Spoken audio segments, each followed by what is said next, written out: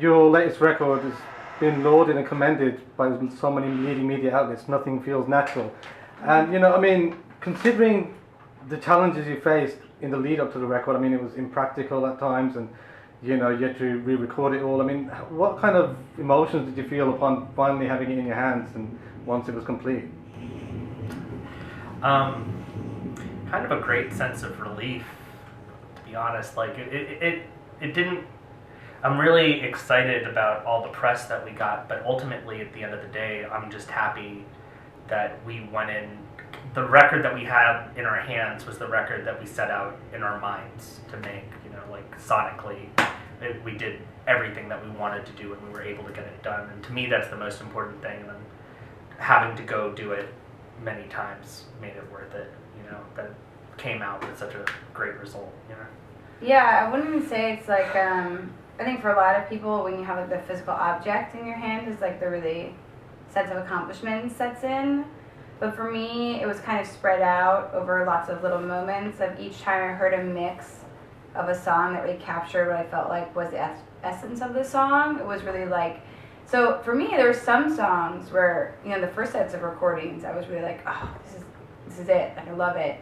And then letting go of those was really hard. But all over, I think we knew what we wanted a lot more second time we recorded it. So,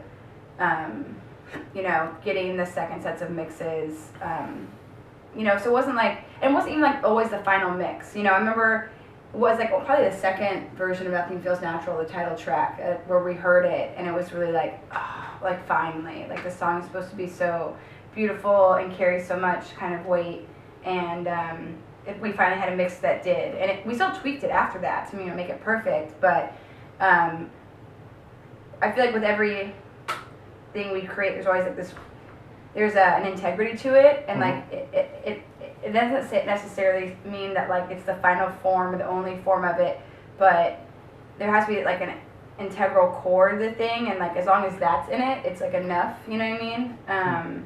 So I think when I hear the version of the mix that has that like unshakable kind of kernel of the real inside of it, and you recognize it, and it's there, and you think other people will recognize it, it's like the most exciting part of it for me. You were caught in a lapse, a songwriting lapse, Katie. I mean, how difficult was it to overcome that obstacle for you? It took a while.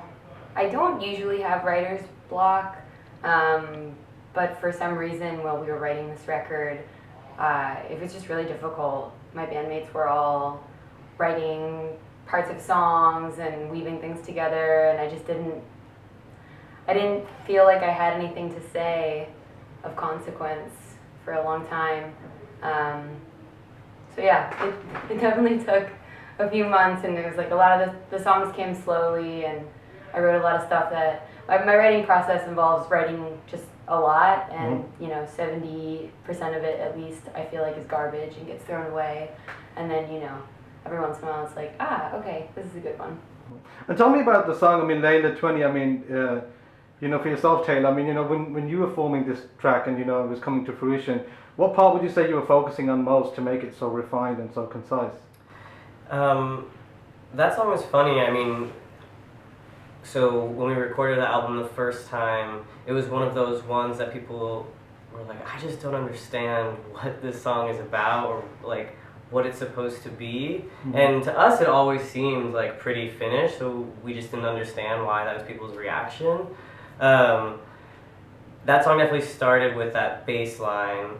I don't know. And then the bass and the drums were kind of the heart of that song. And I think what actually ended up like completing it was that we added like 4 more measures to the first verse, because at first we just dropped right in with the vocal part, and it felt more natural to have it like open up and then lead in. I mean, knowing that you formed a record, that was very much about the community, knowing that you had so many friends on board, was that part of the liberating aspect of this? There were so many people in our corner who wanted us to succeed and were rooting for us. Like, to have those people was like really touching and kind of amazing. Was really amazing. It was really great to have all these people who we've worked with for years and love and care about us like really get our backs. What's it like to take your music, you know, across the shore and then, you know, connect with audiences worldwide and have that kind of bond with the audience when you hit the stage? It's very different over here. I feel when we're on stage in the States, we're familiar with a lot of those places at this point. We've been playing them for a few years. We played in Bristol last night for the first time, and it was kind of, I wanted to almost talk to the audience more because it was like, I don't know you guys, we've never been here, you know. I think we feel like very grateful that people want to come see us, to give us a chance, hear what we're about. But it's very different over here. We're foreigners to this entire area, so. Yeah. You know, I feel like our fans, at least in the UK, are pretty similar to the audiences that we have in the States, in the sense that it's like a lot of like cool, you know, young queer people, and then like dads who like to go on the internet.